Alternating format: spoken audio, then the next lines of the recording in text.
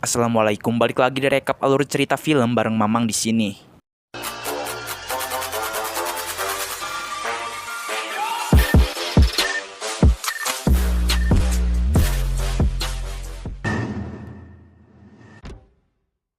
Hai Slur, halo Sobat Movie, semoga kalian sehat-sehat selalu ya. Berbeda dari biasanya, kali ini Mamang gak bakal storyin film horor dulu. Dan untuk lebaran di tahun ini, Mamang akan berusaha untuk memeriahkan dengan storyin film komedi yang mungkin bisa bikin kalian ngik-ngik sampai bengek. Tapi, kalau nggak bikin deg-deg ser, bukan Mamang Story namanya. Dan kebetulan, film yang akan direkap kali ini bergenre komedi thriller. Jadi ada adegan berdarah-darahnya gitulah, yang pasti bakal bikin kalian semua tegang. Dan film yang Mamang maksud adalah Hangout. So, gak usah berlama-lama lagi, hayu, luncur. Film ini dimulai dengan seorang wanita cantik yang sedang diculik oleh seorang preman botak yang tidak mempunyai akhlak. Tiba-tiba pacar sang wanita pun datang dengan menerobos tembok. Ia bernama Radit, dan ia berhasil menyingkirkan si kepala botak itu dengan hanya satu pukulan. Dan ternyata itu hanya proses syuting, Slur. Setelah itu, asisten Radit memberikan sebuah kartu undangan yang bertuliskan Hangout, ya sesuai dengan judul film ini. Ia tidak tahu undangan itu dari siapa, tapi undangan itu sudah ada di mejanya Radit. Scene pun beralih kepada komedian Soleh Solihun yang sedang menjadi host di salah satu acara talk show. Acara tersebut kerap mendatangkan tamu yang tidak bermutu, sehingga sering terjadi kekacauan di lokasi syuting. Di samping itu, Radit pun diusir dari kontrakan karena tidak bisa membayar uang sewa. Ia juga ditelepon oleh pihak bank dan ditagih untuk segera membayar tunggakan. Radit pun ingat kepada undangan tadi dan segera menelepon asistennya.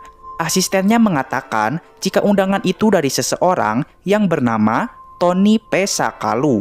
Undangan ini sudah direncanakan dari 3 bulan yang lalu lewat WhatsApp. Tapi Pak Tony P. Sakalu tidak mau jika Radit tahu duluan.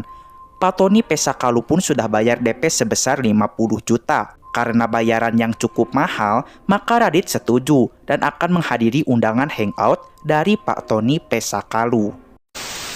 Keesokan harinya, Radit baru sampai di lokasi penjemputan dan bertemu dengan sesama artis lainnya, yaitu Pak Surya, bapaknya Andin, dan Om Ucus. Ternyata mereka juga mendapatkan undangan dari orang yang sama, Slur. Di sisi lain, Soleh Solihun melihat Dinda sedang mengoreh-ngoreh sampah untuk mengambil karet yang akan dijadikan ikat rambut. Padahal di layar kaca, Dinda terlihat sangat cantik dan elegan. Tapi di dunia asli, Dinda diceritakan sebagai perempuan yang jorok. Kemudian mereka berdua yang sama-sama diundang juga bertemu dengan Radit, Surya, dan Om Ucus. Mereka segera bersalam-salaman, tapi Soleh tidak mau bersalaman dengan Radit karena masih menyimpan dendam. Masih di tempat yang sama, datanglah 3 orang artis lagi. Mereka adalah Gading, Titi Kamal, dan Bayu.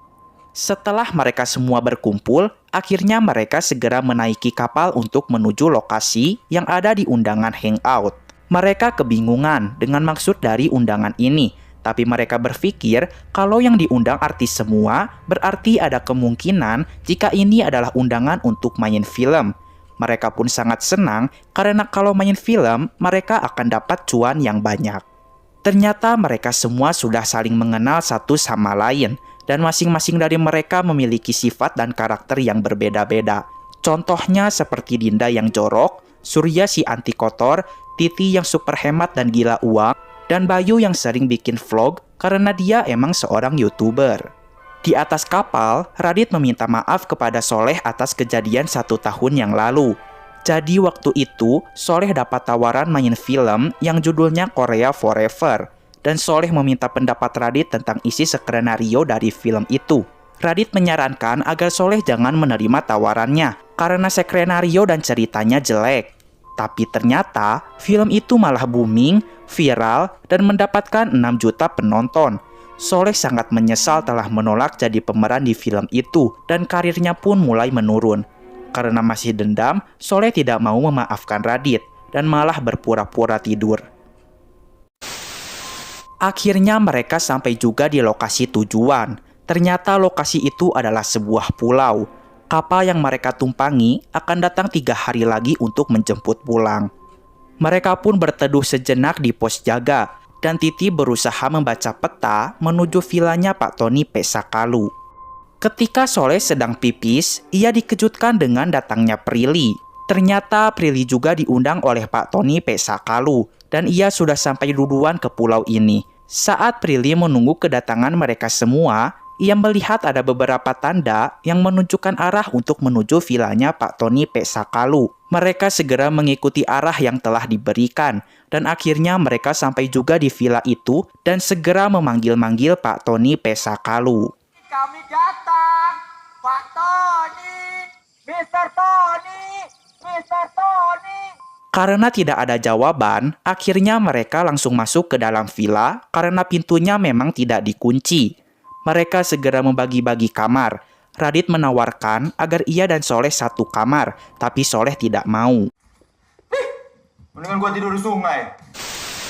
Mereka pun melihat terpasang foto mereka bersembilan di dinding.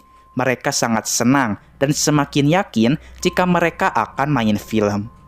Karena lapar, mereka segera menuju meja makan. Dan betapa bahagianya mereka ketika melihat banyak sekali hidangan yang sudah disediakan. Woi, demi apa banyak banget.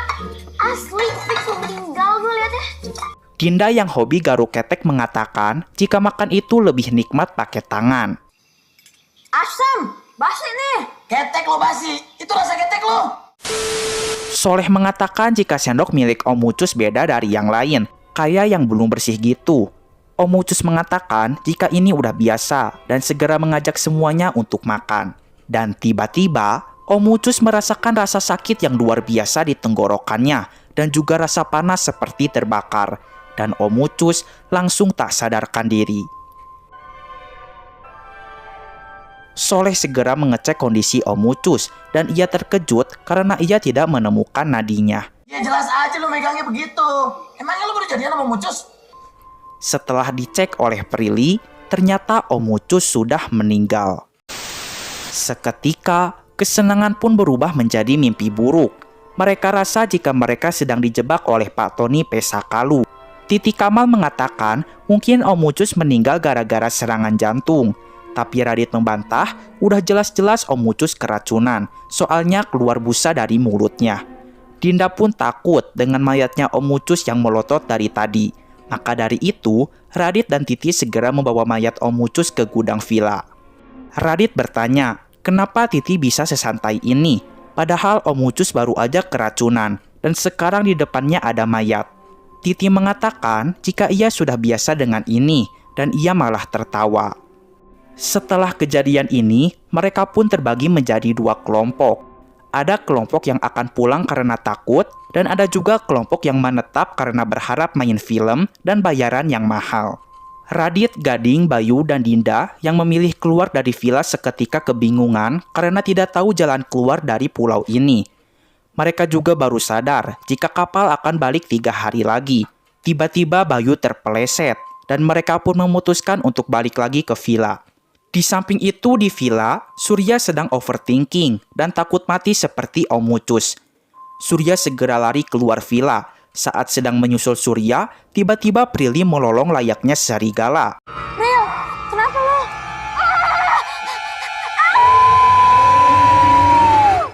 Ternyata Prilly habis lihat bulan purnama, Slur.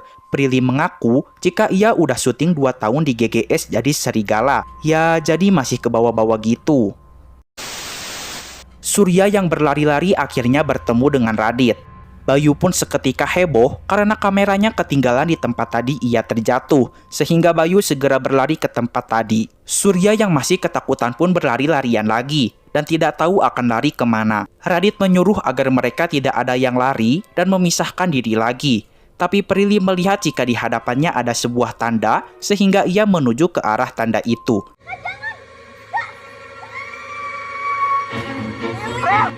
Pada akhirnya, Prilly pun tewas didorong ke bawah jurang oleh seseorang. Setelah kejadian itu, mereka semua berkumpul kembali di depan villa. Mereka semakin ketakutan jika Pak Tony Pesakalu benar-benar sedang menjebak dan akan membunuh mereka di pulau ini. Maka dari itu, agar semua selamat, mereka semua memutuskan untuk tidur bersama di tengah ruangan villa. Ketika tengah malam, Soleh terbangun karena kebelet pipis. Karena lorong villa terlihat sangat menyeramkan, maka Soleh mengajak Radit untuk pipis bersama. Lo jangan bilang siapa-siapa ya. Iya, lu juga jangan bilang siapa-siapa. Setelah itu mereka segera masuk ke dalam villa lagi, dan mereka pun bertemu dengan Surya. Radit bertanya, Surya ngapain keluar villa malam-malam? Surya menjawab, jika ia hanya lihat-lihat sekeliling villa aja. Keesokan harinya, mereka dibuat gempar karena foto orang yang telah mati akan dicoret. Dan mereka semakin yakin jika mereka sedang dijebak di pulau ini. Supaya nggak mati, kita umpetin aja foto kita.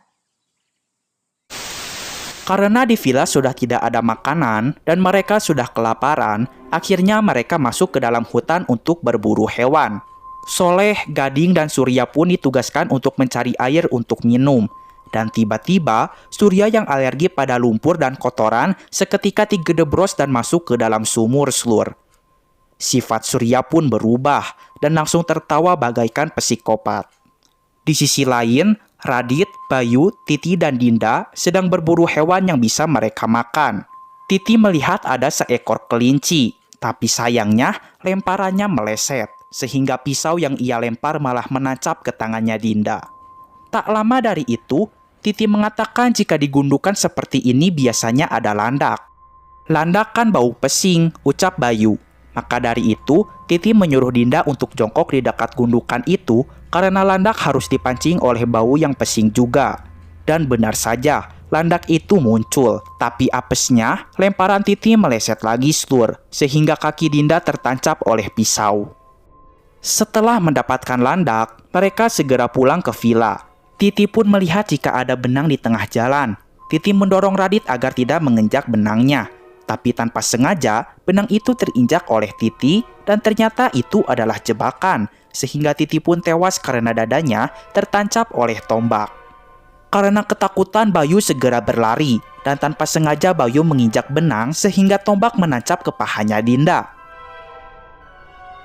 Radit menyuruh Bayu balik lagi untuk menolong Dinda, tapi lagi dan lagi ia menginjak benang sehingga tombak menancap pundaknya Dinda. Radit segera menghampiri Dinda, tapi ternyata jebakan lebih dari 3, sehingga tombak menancap perutnya Dinda. Yang ini mati nih kayaknya nih. Bye. Gua mati ya, bye.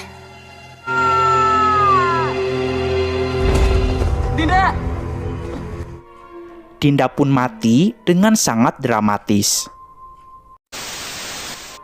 Maya, Titi, dan Dinda pun dibawa ke villa. Mereka semakin kebingungan. Apa maksud dari Pak Tony Pesakalu mengundang mereka ke pulau entah berantah seperti ini? Soleh mengatakan mungkin saja Pak Tony Pesakalu itu tidak benar-benar ada, dan ini adalah ulah seseorang yang mau menjebak mereka. Seketika Surya menepuk tangannya dan segera mengajak mereka semua untuk memasak landak. Mereka pun curiga kepada sikapnya Surya. Gading mengatakan semenjak Surya kecebur ke dalam lumpur, sifatnya berubah jadi kayak psikopat.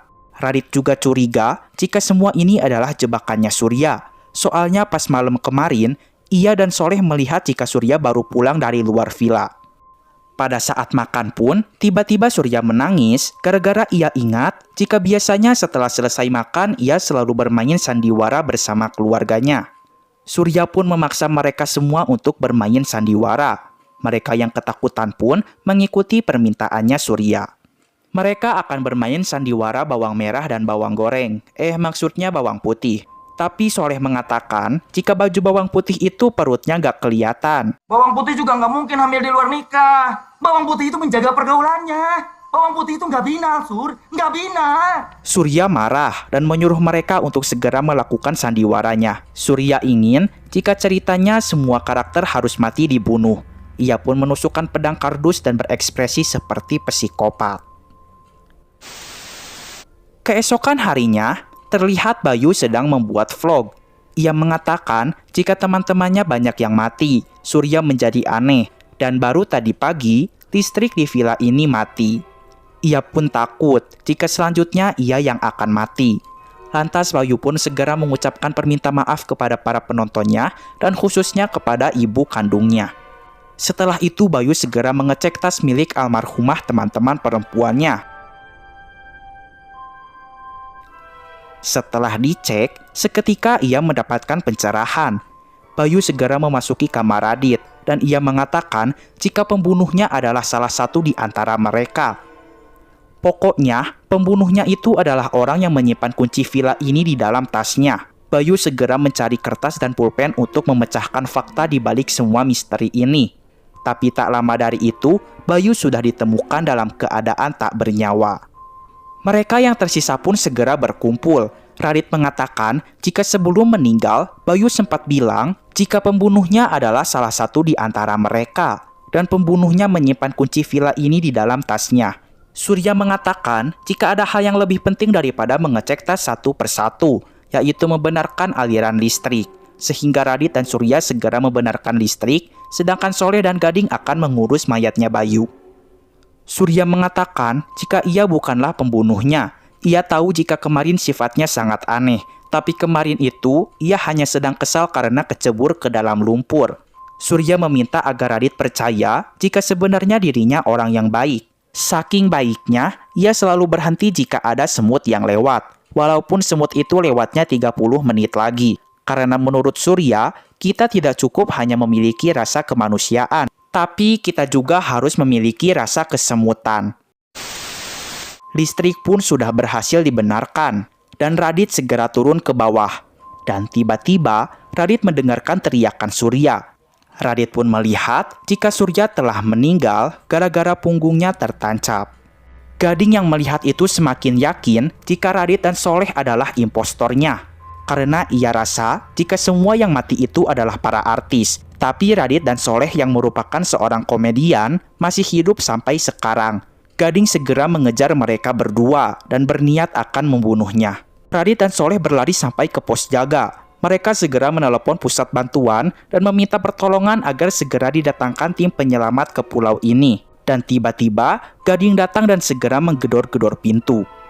Mereka berdua berhasil kabur dari Gading dan berlari ke tengah hutan. Dan setelah itu, Soleh segera membuat Gading emosi. Orang-orang follow Instagram lu cuma mau lihat anak lu gempi.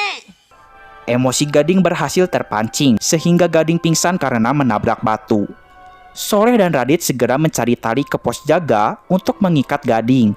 Dan ketika baru datang dari pos, mereka berdua kebingungan karena Gading sudah tewas karena ditusuk oleh pisau.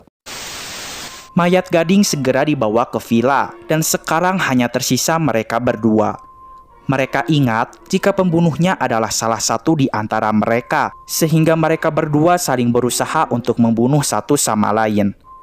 Mereka pun gelut slur, dan tanpa sengaja, Soleh memukul mayatnya Om Mucus. Gak sopan. Oh ya maaf Om. Tapi kan udah mati, nggak apa-apa. Karena capek, mereka sepakat untuk istirahat dulu. Saat sedang istirahat, Radit mengatakan jika semua mayat temannya lengkap ada di sini, kecuali mayatnya Prilly aja. Soleh menjawab, soalnya mayatnya Prilly jatuh ke jurang, jadi susah ngambilnya.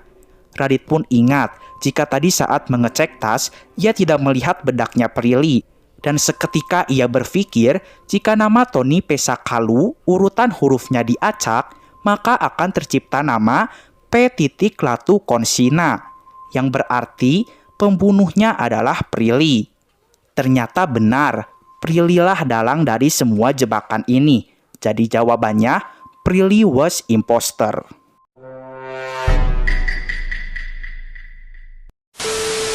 Prilly segera mengejar mereka berdua dan berhasil menembakkan 2 anak panah ke tangannya Soleh dan juga menembakkan peluru ke pundaknya Radit. Dan ternyata ada alasan mengapa Prilly melakukan semua ini. Dulu, 1 tahun yang lalu, di salah satu acara pernikahan artis, mereka bersembilan berkumpul di satu meja makan yang sama. Pada saat itu, Radit menawarkan mereka semua untuk bermain menjadi pemeran di film buatannya sendiri. Mereka semua sangat sibuk membicarakan hal itu. Padahal di sisi lain, Prilly sedang dalam kesusahan karena ayahnya sedang berbaring sakit keras di rumah sakit. Pada saat itu, Prilly tidak bisa keluar dari pesta pernikahan itu karena tidak enak kepada mereka semua. Dan ketika acara pernikahan telah selesai, Prilly melihat jika ayahnya sudah meninggal. Semenjak dari itu, Prilly menjadi dendam kepada kedelapan artis tersebut. Prilly pun membuat jebakan undangan hangout, dan pada saat itu, Prilly memalsukan kematiannya. Ketika Prilly akan menembak Radit, Radit malah tertawa, dan ia mengatakan, kenapa waktu itu Prilly gak bilang kalau ayahnya lagi sakit keras? Kalau Prilly bilang, pasti ia dan lainnya akan membantu. Dan ia teringat jika pada saat itu, ayahnya Prilly pernah meminta kepadanya untuk selalu menjaga Prilly, karena Prilly tidak punya siapa-siapa lagi selain ayahnya. Ya, kalau sekarang Prilly menembak mati Radit dan Soleh, nanti siapa yang akan menjaga Prilly? Dan Prilly sudah tidak punya siapa-siapa lagi.